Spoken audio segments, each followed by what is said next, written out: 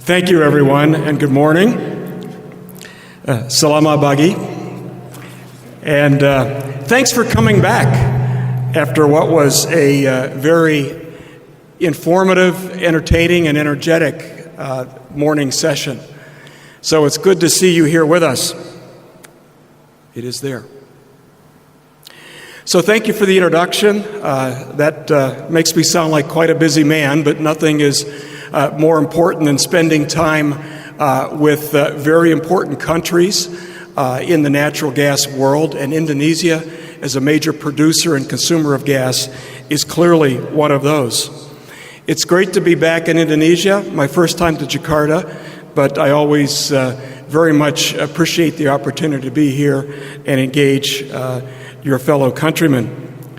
So today I'm going to share some thoughts about the role of natural gas in a carbon-constrained world.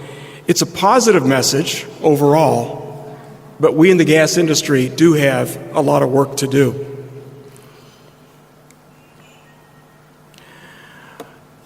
So as the kind introduction indicated, this is the vision for the International Gas Union. It's a not-for-profit organization that's really committed to bringing about positive change for the global gas industry, but even more importantly, for our fellow citizens around the world. We are a strong advocate for the technical, the economic, the political progress for our global industry, and progress that's going to help us bring abundant, affordable, and cleaner energy to those that desperately need it. A quick word about the organization. The IGU spans 91 countries, membership from 91 countries that represent over 97% of the world's production, transportation, and use of natural gas. The United States is privileged at this time to both lead and serve this organization, and we will do so and through June of 2018. I'll talk more about that in a little bit. Our home office several months ago moved from Oslo, Norway, to the lovely city of Barcelona, Spain, and that's where we will reside for the next 6 years. And for those of you that track presidencies in the IGU, the United States followed the French presidency, which was preceded at the end of 2012 by the Malaysian presidency. And following our presidency in the United States, the role moves to Asia once again when South Korea will host the presidency. Indonesia has played an active role in IGU for a long time. We're privileged to have the Indonesian Gas Association as our charter member, but very importantly, we have Pertamina as a premium associate member and the Indonesian Gas Society as an associate member. So we're really grateful for their active engagement and support, and rest assured Indonesia's gas industry is well represented by those organizations. So we'll talk a little bit about the role of natural gas in this transition, whatever transition means. What it means to me, this end state of a transition, is a lower carbon intensive economy, lower carbon intensive energy system, and that one that is able to sustain itself over a long period of time, but also one that's affordable today and creates benefits and value and quality of life improvements today while seeking dramatic improvement in the future.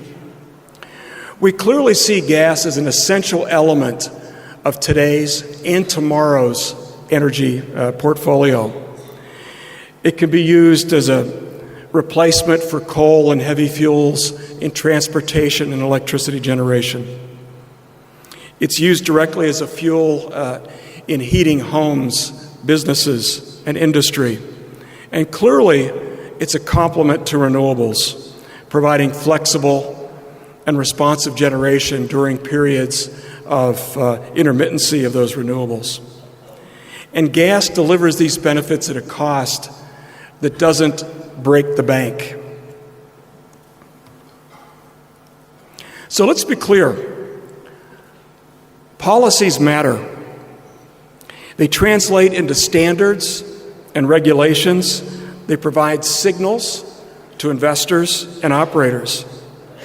And many policies today signal reduced use of fossil fuels, including gas. COP21 back in December of 2015 represented a turning point on the importance of tackling climate change with an overwhelming call for action. As you know, more than 188 countries were signatories to the agreement, representing over 97% of global CO2 emissions. And we do fully support this. We in the gas industry fully support this because we're convinced that natural gas can make a very significant contribution toward this goal. And I point to the many outlooks that have been done. We may hear more of those this morning regarding the forecast for natural gas globally, both pre- and post-COP21, that clearly point to the important role that natural gas will play in fueling tomorrow's energy mix. But we believe that if policymakers and governments are really serious about tackling climate change today and tomorrow, and also improving the quality of life for our fellow citizens, that the most economic and rapid way to a lower carbon-intensive world is one that uses greater amounts of natural gas. So I have an example from my country. That's the United States. I come from Chicago.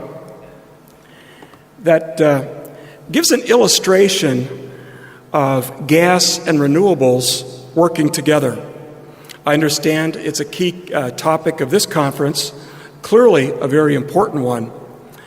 But this is an example that shows how gas and renewables are transforming the USA's energy mix. It's a stunning trend, actually, where we see on the lower line that's increasing, that is the combination of U.S. primary energy consumption, the lower line between gas and renewables together.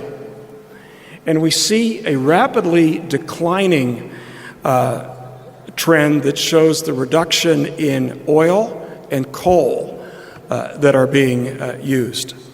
And that's a combination of a variety of things. Certainly we have the benefit of low-priced shale gas that is replacing coal in power generation.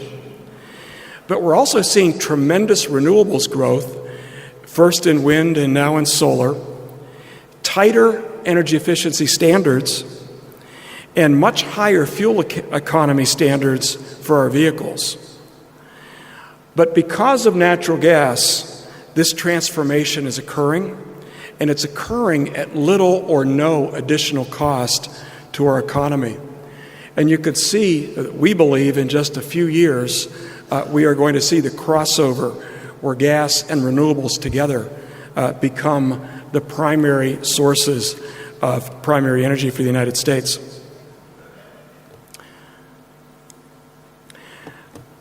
But besides decarbonizing our energy mix, I wanted to highlight another very important topic that we in the IGU feel extremely strongly about. And that issue is clean air. It's fundamental to quality of life. In areas suffering from poor air quality, particularly in the megacities of the developing world, it's a killer. But it's not just the developing world. I just read an article, I'm looking at Andrew Walker over there from Cheniere, but I guess it was in the Financial Times just yesterday. London, there are 9,500 premature deaths, actually it was Business Week, a year attributed to poor air quality.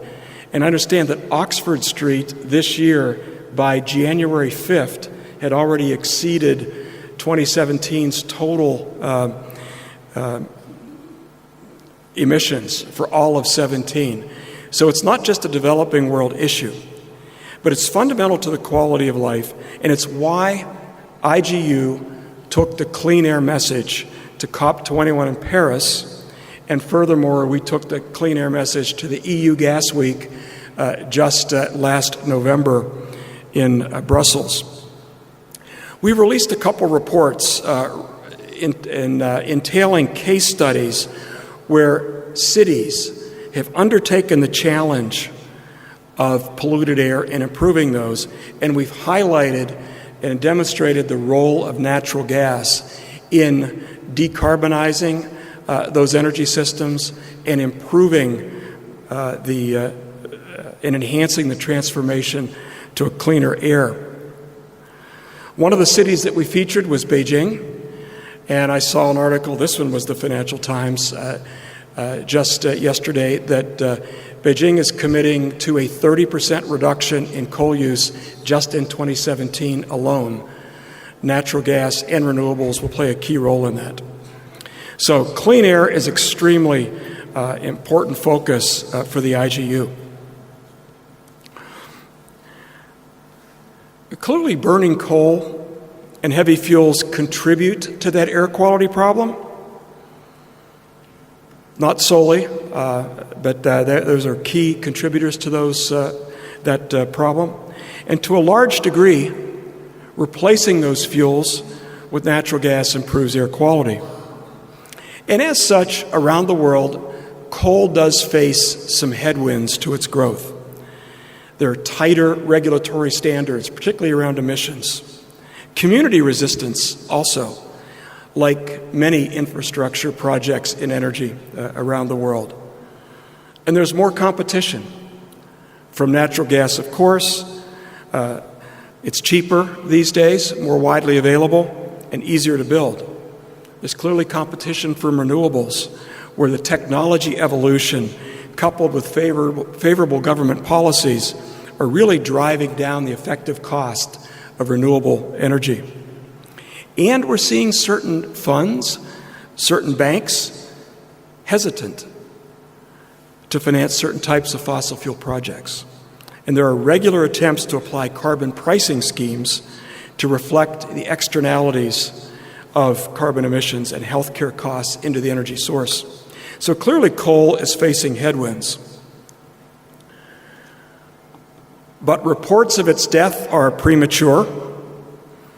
It's not only not dead, but hundreds of new plants are under construction around the world, many of them in Asia. And even though some of these projects have been suspended or terminated, there are still, again, hundreds of facilities under construction, including many in this country.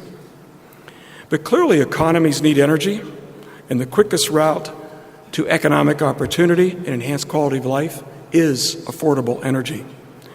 Coal is readily available, and it's inexpensive. It's there to meet a growing need. And it's clear to me that coal is going to continue to be used, but that use should be efficient, as clean as possible, and minimized. Now I have an example, 2 slides I'd like to share with you from a very developed economy, that being Germany.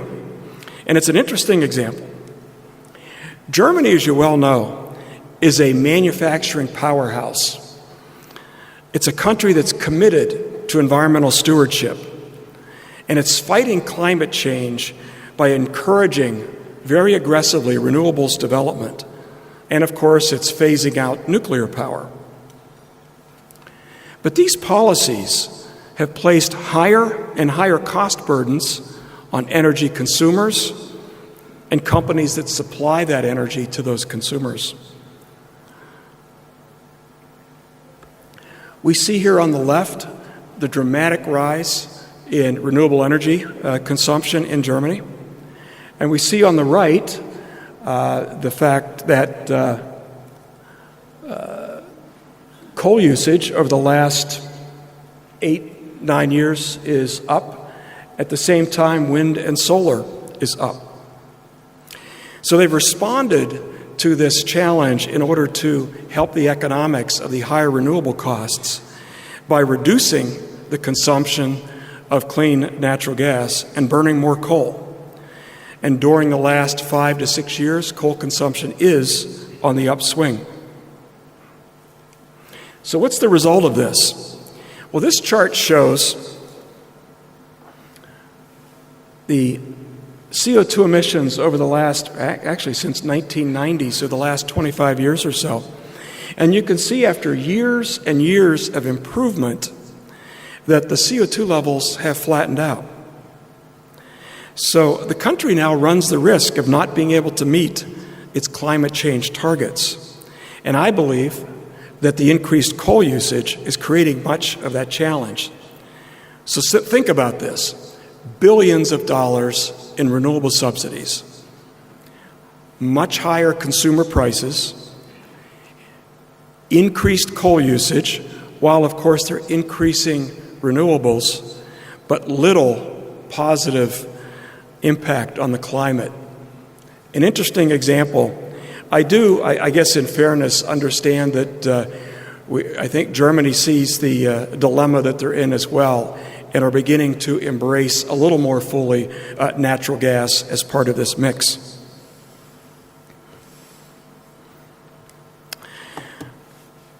We've been hearing actually for the last 5-6 years, the golden age of gas, but except perhaps for North America and a few other countries, we've yet to realize that.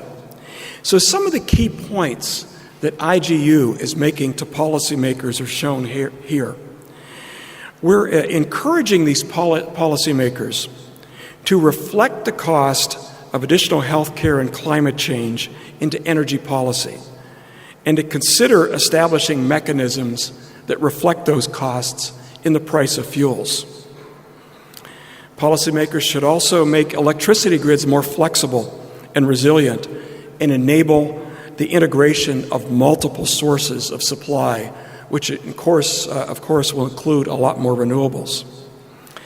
Our message to the global gas industry is to continue to work to minimize the environmental footprint of our production and transportation. And for the gas industry, this includes efforts to measure, monitor, and reduce emissions of methane, which, as you know, is a very powerful greenhouse gas. In fact, the IGU is actively supporting an initiative that's led by the International Energy Agency, the IEA, to address methane. We were at a workshop with them in Paris just last week, and we'll be participating in a number of events throughout the course of this year and reporting out to the German G20 presidency about efforts to reduce methane. Speaking of the IEA, I just have a few slides from the Annual Energy Outlook of 2016.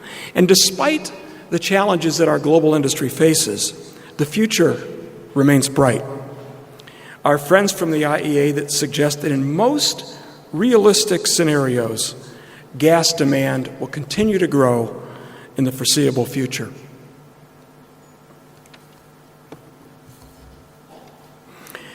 Countries in this region are driving much of the demand growth as populations grow, become more urbanized, and standards of living increase. You here in Indonesia, as a key supplier both domestically and to this region, know this certainly better than me. We could see here that developing countries clearly are going to lead the growth in global gas demand. But what was also interesting to me as I look at the United States, which is the top line, that just how much this energy source, natural gas, permeates our economy. Homes, businesses for electricity generation, chemicals production, and now it's even a growing fuel for transportation. And of course you see dramatic increases in growth in areas such as the Middle East, China, India, and so forth. My role as president of the IGU has taken me around the world over the last year and a half. At the G20 meetings in Beijing last year, we heard from Chinese officials of their bullish plans for natural gas, taking it from 6.5% of their economy to 10% of their energy mix by 2020. We heard from Prime Minister Modi of India just last December of India's aggressive plans to take natural gas from 6% of their energy mix to 15% of their energy mix by 2030. And when you consider that those economies are growing, that's a very big task ahead. But they clearly see natural gas as a driver for both economic development and environmental improvement. So if this demand growth is going to be centered in Asia, the gas has to come from somewhere, whether it's produced domestically or imported. And clearly, I think it's likely that there will be considerable growth in imports over the coming decades. The IEA's data and their projections clearly support this. You can see here that other aspects in Asia, China, India, and so forth, comprise the lion's share of the growth in the coming decades. Some pipelines, certainly, but much of this is going to be liquefied natural gas imports. Speaking of LNG imports, it's well known that over the last several years, the largest increases in LNG capacity have been brought online by Australia. The U.S. now is in a major expansion phase. Our first export facility, Cheniere, is shipping product all over the world. It's expanding dramatically and is positioned to be a major player around the world, and particularly in this region, for years to come. And as you know, a number of additional LNG facilities are under construction and will be coming on over the next few years. So the capacity additions from both Australia and the United States should take us into the early 2020s, where then growing demand will require additional global supplies to fuel this market. So that one of the big questions is, from where? East Africa is a candidate, so is Canada, and of course additional expansions from the current players. Actually, it's going to be very interesting to watch plans and announcements over the next several years to see who's going to emerge as that next large supplier after the United States brings its capacity online. But also, to be clear, policymakers, market leaders, and markets need to send clear signals to suppliers that gas remains an important part of their plans for tomorrow's energy future. We're seeing in many parts of the world that security of demand, making sure that the need for that gas is going to be there, is becoming as important as security of supply.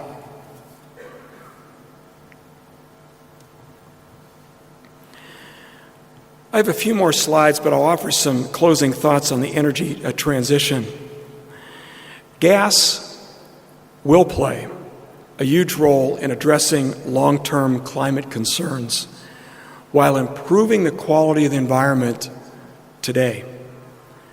But to do that, governments, policymakers should set targets and let the markets figure out how best to meet those standards.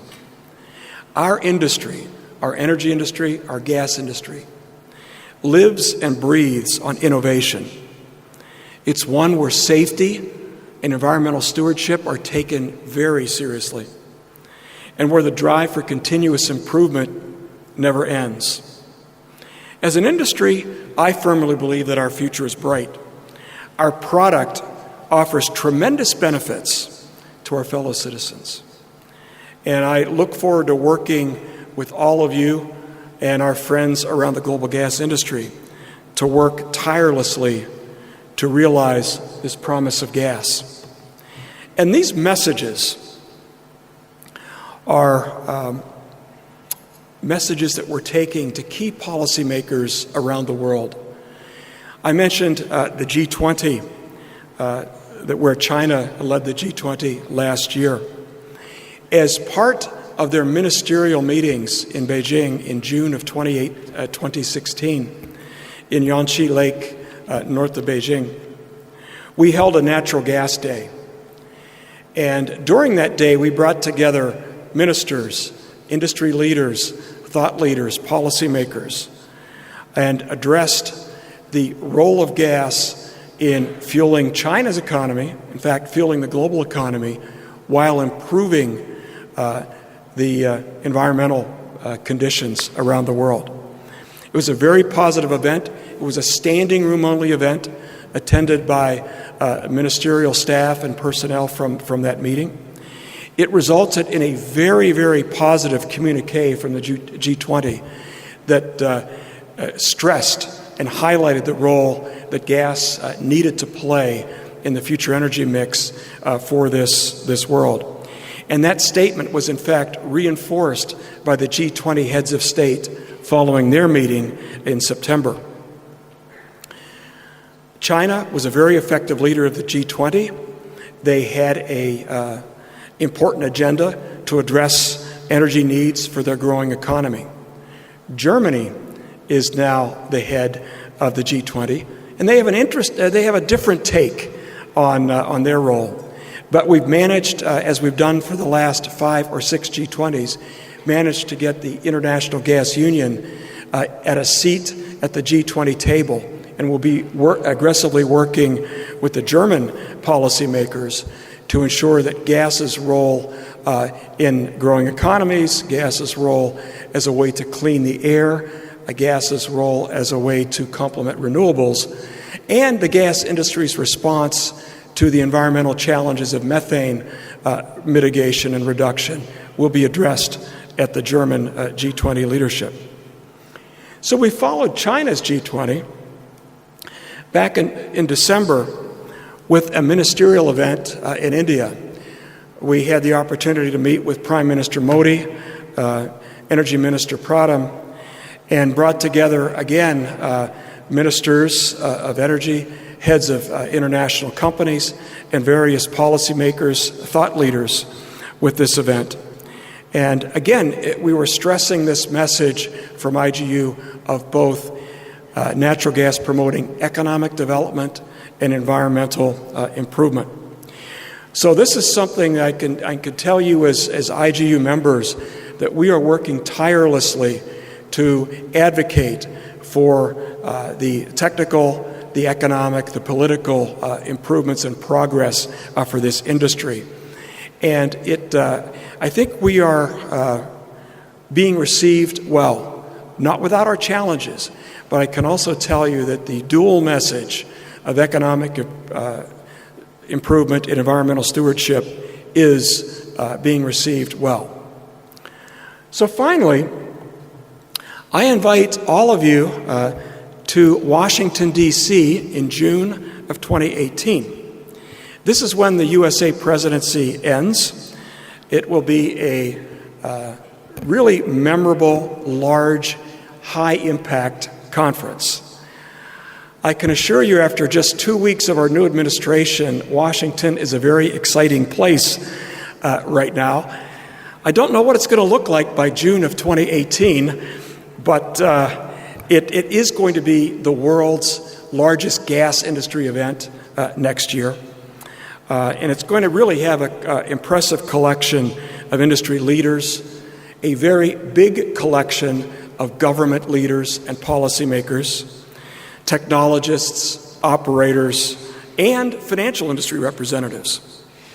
It's going to showcase the advances that our industry is making and highlight the role that gas that it has in improving standards of living and affecting positive change. We have an invitation out to President Trump to actually address the audience. He's not accepted yet. I will say, though, that the last time the United States hosted the IGU presidency was back in 1988. and President Ronald Reagan did deliver a 20-minute address for all of the delegates. So we do hope that we can replicate that achievement, but if not, we can assure you that many members of his cabinet, including our Secretary of State, who I understand knows the gas industry pretty well, Mr. Rex Tillerson, should be available as well. So during the breaks, the lunch, the evening or the afternoon events today, I'd be happy to talk to you more about the role of gas in this global economy, or perhaps speculate with you on the role of our new administration and what that might mean for the natural gas industry, which I think, by the way, is very positive. I just hope that we maintain our focus on global trade as well as an economy. But I thank you for your kind attention. I thank you for coming back to listen to me speak, and I look forward to spending the rest of the day with you. So thank you very much.